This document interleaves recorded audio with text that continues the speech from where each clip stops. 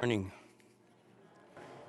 Well, as Father Pieper mentioned, we're in the Easter season, and the meditation I've been asked to offer today is a little bit of a meditation around this mystery of Easter and also Mary's role in that.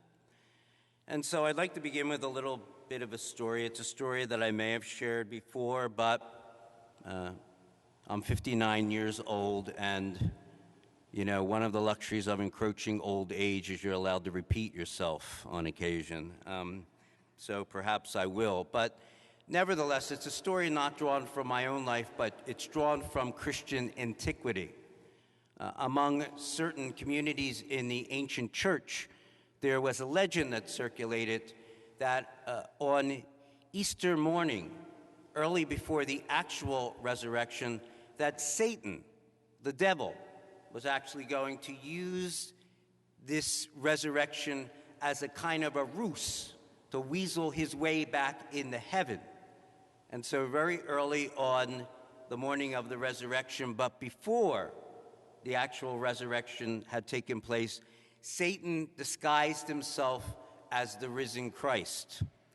And he got some of his little demon friends, and they disguised themselves as angels of light.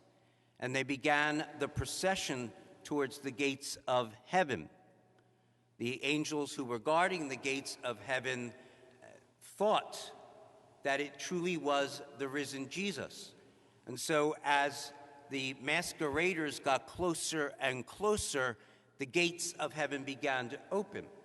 And as they opened, the angels from inside began to chant Psalm 24. I don't know if you're familiar with Psalm 24, but it was a psalm that the Jewish people sung in procession to the temple. And it's a psalm in which certain words are repeated. One of the phrases that is repeated is, "Lift up your heads, O you gates, grow higher, ancient doors, that the King of glory may come in." Apparently, the ancient Christians had this kind of strange, bizarre idea that the glorified body was bigger than a regular body. And so literally, the gates of heaven would have to be lifted up so that the risen Jesus could actually fit through it. But twice in the psalm, there is a rhetorical question that's asked, who is the King of glory? And the answer is, the Lord strong and mighty, the Lord mighty in battle. Well, when the angels at the gates of heaven sang that particular question, Satan, disguised as the risen Jesus, stepped forward, opened up his hands, and said, "I am." And when the angels guarding the gates of heaven saw this, they recognized the impostor and slammed the gates shut. What gave Satan away was not the fact that he said, "I am." What gave him away was when he stepped forward and he opened up his hands. The angels could see no nail prints in his feet and no nail prints in his hands. Satan could disguise himself as the risen Jesus in every way except for one way. He couldn't mimic those nail prints because those were the nail prints of love. And unfortunately, that's one thing that Satan can't replicate. It might seem strange, but over the past couple days during these celebrations, I've been thinking a little bit about the feet of Jesus. That might strike us as rather strange, but the more that I thought about our celebrations and even today's gospel, the more it seemed to me to make sense. On Holy Thursday, the priest, imitating Jesus, embraces feet and washes them. If you watched the Holy Father this year, he went to sort of a nursing home rehab center and washed the feet of people there. And on Good Friday, when I celebrated in the parish where I help the Good Friday services, I was the first to venerate the cross. It was actually a crucifix. And without thinking about it, almost instinctually, when I went to venerate the cross, I kissed the feet of the corpus. Now, I'm a good enough liturgist to know you're supposed to kiss the cross, not the corpus. But there was an instinct within me that wanted to kiss his feet. I began to watch all of the people coming forward. And I don't have the math for you, but I'd say that somewhere between 70 and 85% of them venerated the feet of Jesus on that corpus. In this gospel, which is partially the same gospel that we used at the Easter Vigil, there's a little detail that I wouldn't want us to miss. And that detail is when the women bump into Jesus, when Mary Magdalene and the other Mary bump into Jesus, Matthew tells us that they embraced his feet and they did him homage. This gospel is very different than St. John's gospel. In St. John's gospel, Jesus says, Mary, don't touch me because I haven't ascended yet. But in Matthew's gospel, the two Marys immediately embrace the feet of Jesus, those wounded, risen feet.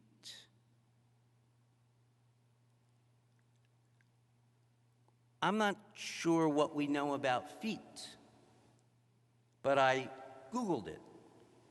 And my little Wikipedia encyclopedia told me all kinds of stuff about feet.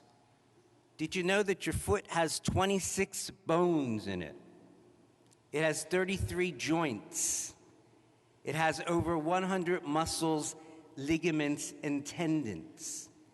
It's responsible for all of our locomotion from one place to another, and the feet bear the weight of the body and everything that the body carries.